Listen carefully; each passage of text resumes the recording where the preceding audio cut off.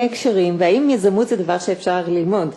והייתי לפני שנה וחצי בכנס בוגרים של אוניברסיטת, אני בוגרת אוניברסיטת, ופעם ב5 שנים מזמינים אותנו לבוא ולפגוש את בני המחזור שלנו, וישבתי בפאנל של יזמים, והיזמים מאוד כעסו על הנושא הזה של מה פתאום מלמדים יזמות, כי יזמות אי אפשר ללמוד, או שאתה נולד עם זה או שלא, אבל העובדה היא שיזמות אפשר ללמוד ולומדים המון. אז במקום ללמוד מהניסיון האישי שלכם, תבואו ותלמדו מהניסיון האישי של אחרים. בנוסף לכנסים האלה שבהם המעטים מלמדים את הרבים, אנחנו עושים גם ייעוץ שהוא יותר נקודתי.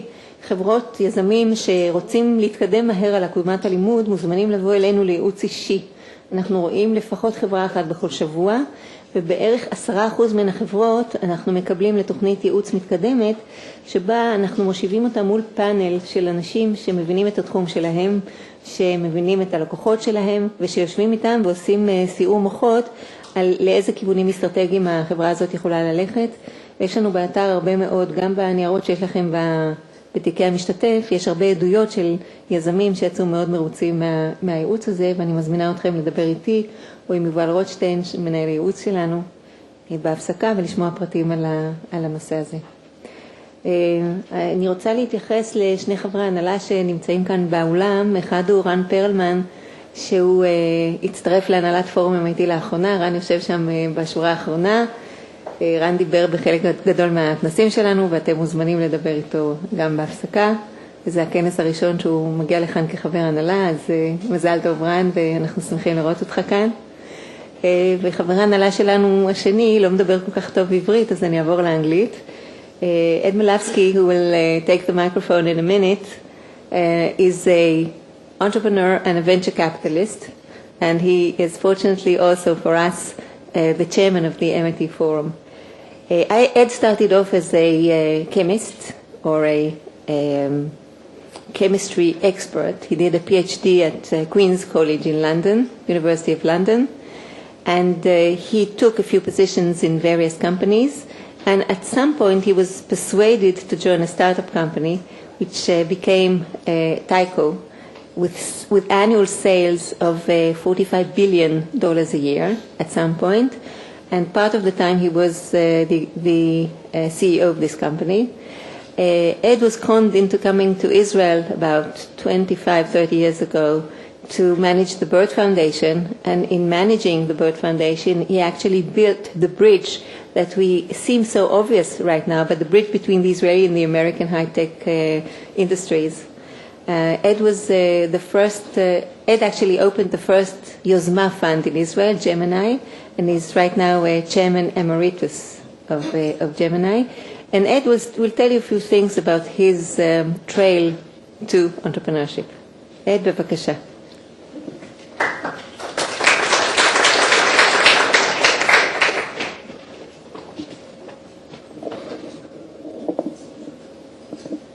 How do I get it? Where's mine? Good afternoon. It's very nice to hear those introductions because you get to a certain point where you forget what the hell you have been doing all these years. So if somebody reminds you from the proper script, it's very reassuring to know things happen. I found out, I'm going to show you some data today, which I got from a very interesting gentleman called Alan Feld, who is the founder of Vintage Partners Investors. And what they have been doing is something that really needed doing, study the industry that we have here, the history of the industry, what works, what doesn't work. And I can tell you, as a result of just the first slide I'm going to show you, I'm going to have to, well, it's the second slide actually, I'm going to have to radically change some of the things which I regarded as axioms in this business. So without further ado, that's the first slide, and I'm very pleased to... Okay. This blew me away. You know, it's a common fallacy, turns out, in the VC industry that it's very seldom the founder of a company that makes a good CEO. And so the first thing you better do is run around looking for somebody else to run the company for him. it now turns out that if you look at the successful companies, 82% of the ones, how do we define success? Here we're defining success as a company that had an IPO on NASDAQ at a valuation of $150 million or greater. What percentage of such companies were run by the founders and not by hired help? The answer is 82%. Blew me away. What's the other way of realizing the benefit of all the hard work you're putting in, like I'm with over there one of these days, I hope? Selling the company for $150 million or more. We were talking about Triana. It was sold for more than $150 million, and that was a case where the founder ran it. So he's one of this 76% of the companies that were managed to success by the founders. I repeat, if somebody had told me those facts, I would have said you're full of... But anyway, I know this is quantitative, accurate, scrupulously, carefully assembled data. Next thing.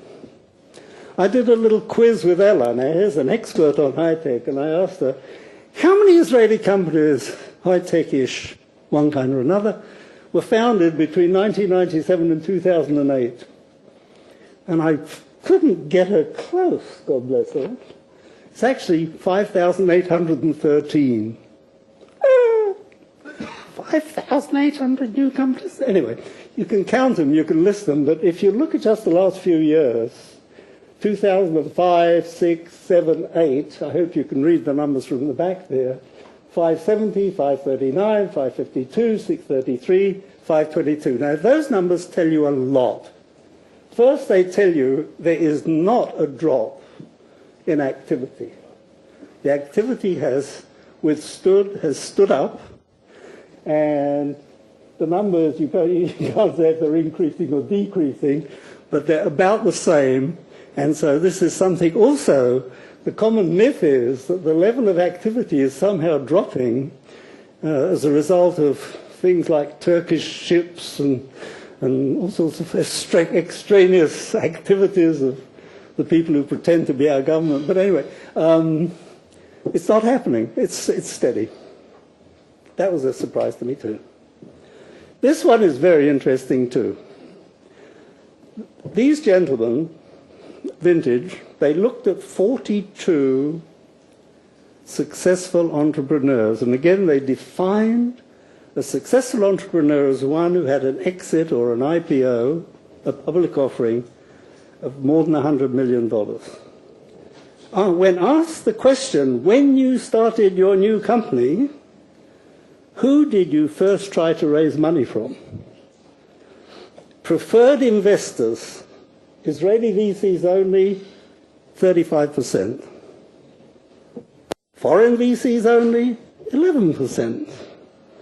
Some combination of the two, which is quite easy to do now since there are American VCs, within spitting distance of our office in Herzliya. 27%. Strategic partners as the first investors, 0%. And there's a to start new companies. That is very good news. Very high percentage of Israeli entrepreneurs become repeat entrepreneurs. And 62% said they want Israeli VCs in their seed and first rounds. I thought we were much less popular than that. I thought people would go anywhere rather than a VC if they could figure out how to do it. But these are facts, man. These are successful people who are doing it again, who learned their lesson the first time. You see the first bunch of numbers, so they're doing it again. This is hard data. Now, one should be flexible enough to change one's mind when presented with strong data to prove that you were wrong. And I hope, it's a bit late for me, but I hope I'm flexible enough to change my mind about what I thought was the thing. Here's some different stuff. This is every 3 months, Deloitte, Brightman, Almagor, Zohar does a poll. They send out these things and they ask VCs or people in the VC business a bunch of questions. And this is all not facts. These are predictions. They ask you questions. What do you think, I've done it again, is going to happen? Oops. I've got to stop, either lose weight or stop standing so close to the podium. I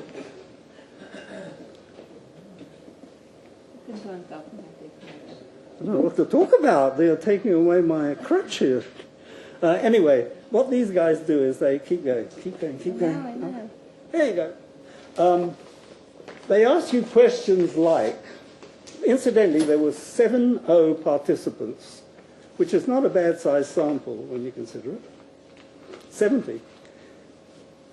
What were the highlights of their findings? There are lots of data in there. A lot of it is irrelevant. But anyway, they expect market improvements that were beginning to happen. They expect them to begin to decline. These are the same guys who, if they saw the data from the first 3 slides, probably wouldn't have said that. They'd probably say, we expect it to be about the same or go better. They forecast of new investments reflect cautious optimism. That sounds like it was said by a politician. It doesn't say anything at all if you really examine it. That there is some increasing optimism geared towards the year 2010 and so on and so forth. IPOs will resume on NASDAQ.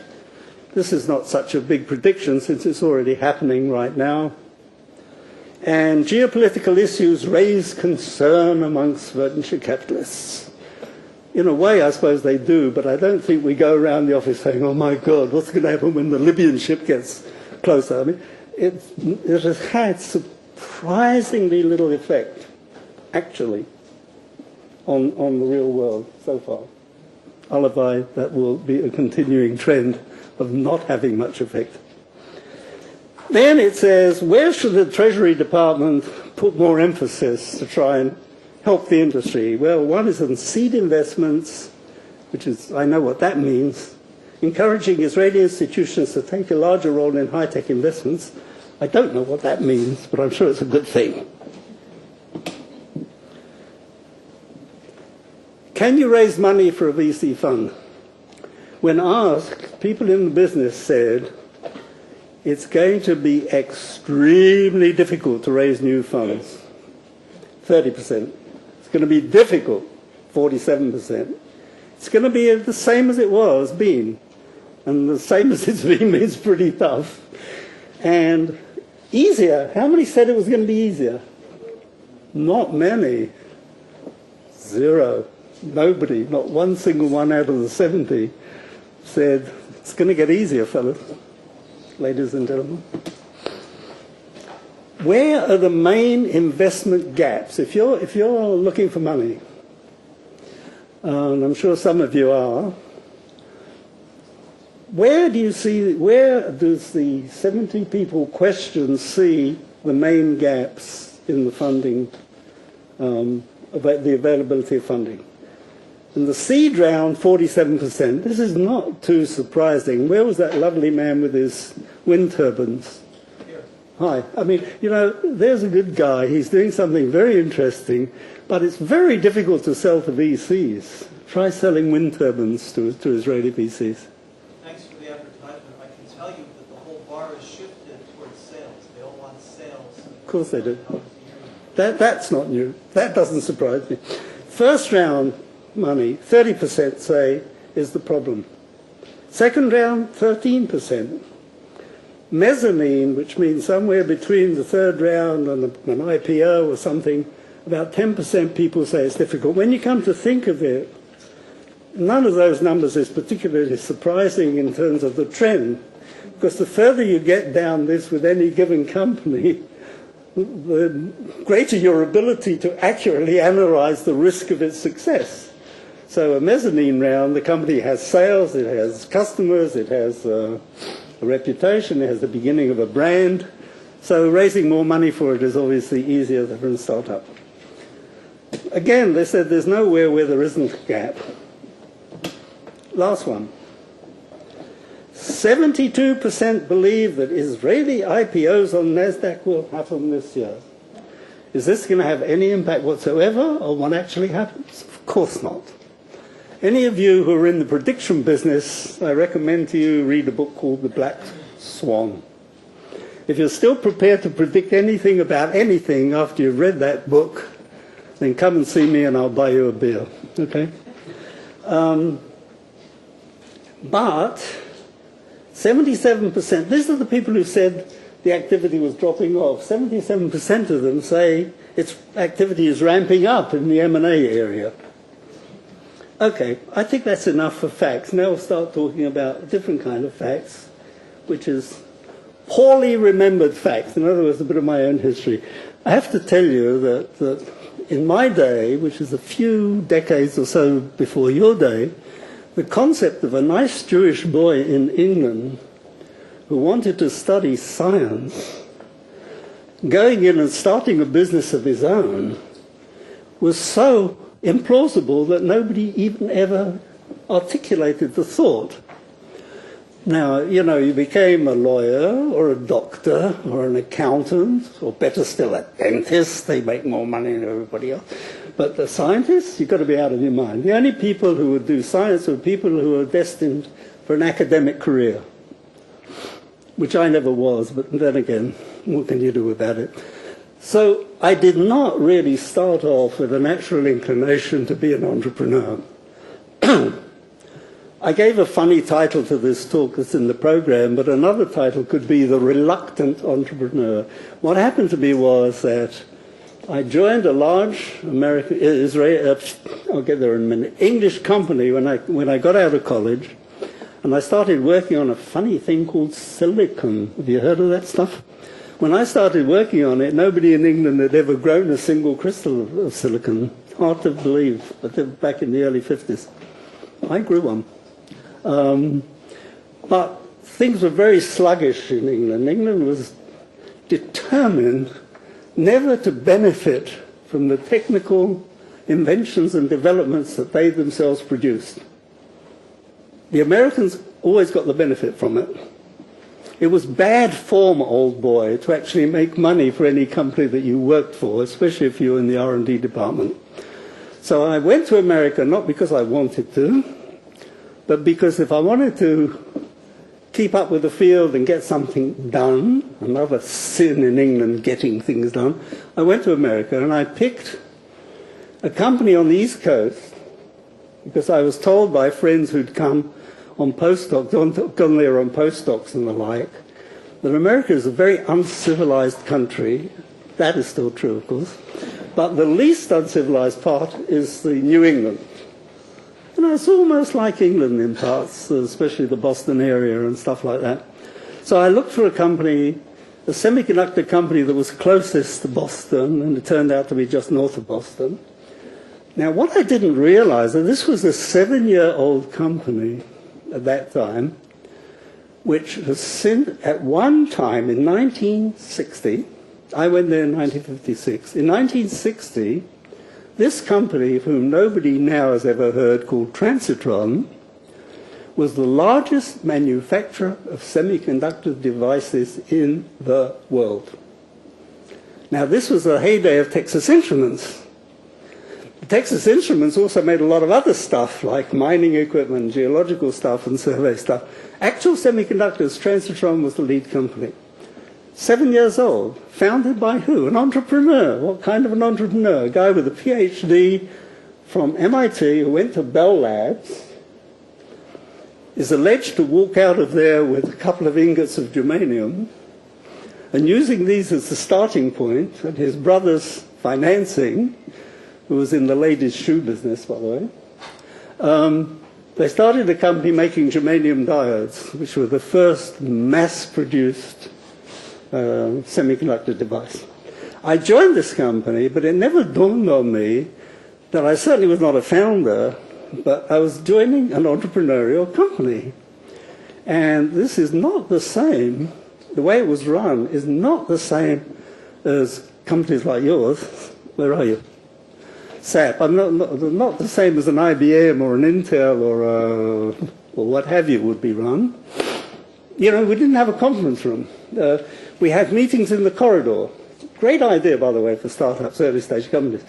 It's very difficult to have long meetings when you're standing up, leaning against a very flimsy wall. So people tend to get to the point a lot quicker, cut out all the long speeches and rants and raves, get to the business, do it, and go back to work. And I don't know if he did it because he was too mean to furnish a conference room, but it worked. It was a brilliant idea for getting things done. So this was an entrepreneurial atmosphere, but since I'd never even essentially heard of the word entrepreneur, and I'm pretty well read, it was a surprise. Now what happens next? Some crazy man, I shouldn't say that because right now, unfortunately, he has dementia, so it turns out to be an accurate description. But anyway, some crazy man chased me around and said, "You've got to join me in a new startup." I said, "No, I don't." And he just wouldn't leave me alone. So when I say the reluctant, not so much as entrepreneur or co-entrepreneur or co-founder, I was extremely reluctant. I only agreed to do it because I couldn't stand the fact that when I got up in the morning, he'd be parked outside in his car, and he never left me alone. So I said, "Okay, I give up. I'll join you." Now, that was an entity which was part of a company called Tyco Inc., which was a hopelessly stupid, strategically imbalanced idea for creating a company, but only the name survived. But anyway, Tyco Inc. we were a division of Tyco Inc., the materials research division of Tyco Inc. When Tyco Inc. began to go south rapidly, they spun us off as a subsidiary, and we became Tyco Laboratories Inc. We went public in America on what today would be regarded as an absolutely absurd IPO. I mean, here was a research lab which had no products whatsoever, all its income came from research contracts, the only output from which were reports rather than anything tangible that anybody could get any value from, with one exception which came later. So we went public and we started buying companies with our public stock. Now, that company, as Ella mentioned, started as Tyco Labs, and for a long time it was Tyco Labs. Later on, due to internal conflicts and proxy fights and one thing and another, I found myself elected the president of the company, the CEO. And this is fun. I mean, learning on the job, it's a good way of doing it, right? I mean, you want to know how to be a CEO, run a company. By this time, we were not just on the over-the-counter market. We'd graduated from there to the American Exchange and from there to the New York Stock Exchange. So this was a New York Stock Exchange company doing about $30 million a year and making precisely zero because half the companies were making money and half were losing, and it was a good balance. They just about equaled each other. So I became the CEO, having become one of the founders of Tyco, and was again a reluctant founder.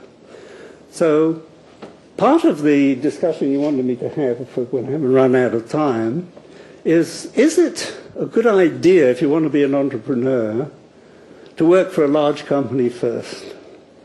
I'm not sure I can really answer that, because it's a little bit different when you're one of the people who built that large company. And anyway, I don't think so, frankly. I think whatever you learn by working for a big company first is time was better spent doing the real stuff, which is facing up to how to build a startup. Could be dead wrong about that, but that's the kind of a feeling I have. And one thing that Alan Feld hasn't done yet, or I'm sure he's done it, but I only asked for 3 slides, so I only got 3 slides. How many of the people, of those, say, 42 successful guys, and I'm sure if I ask them the question, you can get an answer immediately, how many of them, before they started companies, had worked for large companies before? Now, obviously, some of them did, because otherwise there was nothing for them to do unless they did this coming straight out of the military. which of course many of them did, but I don't know what the numbers are. It's also a large company, isn't it, in a way? IDF is It's a very large company, but it's actually a large collection of small companies as far as I can gather, in terms of the different activities in which they engage. So, what am I telling you here? Have I run out of time yet? Yeah, 2 minutes. Got a few minutes. Okay. So, you don't have to be born a born entrepreneur. There are many of those in Israel. I mean, you see it even among some of the kids at a very, very early stage. You see what could only be defined, hopefully, as entrepreneurial behavior, sometimes called misbehaving in other societies. But anyway, I was not born that way. I didn't think this way. My whole aspirations as a student in high school were to go to college, get a PhD, and then go and work on science. So I did that, and I wrote 50-some-odd papers and 24 patents and stuff. But the real, I guess, somewhere lurking inside this frame was the urge to build something from scratch. In a certain sense, I became an entrepreneur when I came to Israel to take on the job of the Bird Foundation. The Bird Foundation was a beautiful idea under which US and Israel agreed to support jointly a program for funding joint activities between American companies and Israeli companies. And some of the people in the audience experienced us and benefited perhaps from our involvement with them. But when I got there, there was nothing there. There was a framework. I didn't have to go fundraising immediately, but I had to go fundraising shortly thereafter when we picked up steam. How do you build from scratch an entity which pairs American companies and Israeli companies, frequently separated by 10 hours of time gap and quite a few thousand miles, and really huge differences in culture? And this is back in the late 70s, where there were very many less people who knew both cultures well in the technical areas. Well, that was an entrepreneurial activity, and the beauty of it was that one of the things which is the very positive thing about being a founder and an entrepreneur, including the fact that you're the CEO, and I remind you of the first slide, it's not such a bad idea to consider the founder as the first choice for the CEO if 82% of the successful companies were run by the founders. You can make the decisions. No committees, no nonsense. You just do it, man. If it's right, it's right. If it's wrong, you do something different and make it work. So the ability to have the decision like Amit's going to have, what does he do with his company? Which direction shall I go? How shall I do my marketing? How shall I get to the customer? Should I have a strategic partner? When? What kind of partner? So on and so forth. The beauty of being an entrepreneur and a founder is that in exchange for the 20-hour days and the 6-day weeks and the problem of raising money, you get the privilege of making decisions and testing yourself against the whole ecosystem in which you operate. And this is a hell of a big kick, I can tell you. It's one of the greatest feelings of satisfaction on those few occasions when you make a right decision. It's a big kick. So I say to entrepreneurs, if you have any inclination to be one, do it. You don't have to be 18 years old or just out of the army. Some of the best entrepreneurs didn't start until they were in their 40s even, or 50s. Do it. It's hard, but the rewards not just are in the exits, the rewards are in the process. And I'll just finish up with one remark about the people who've been successful.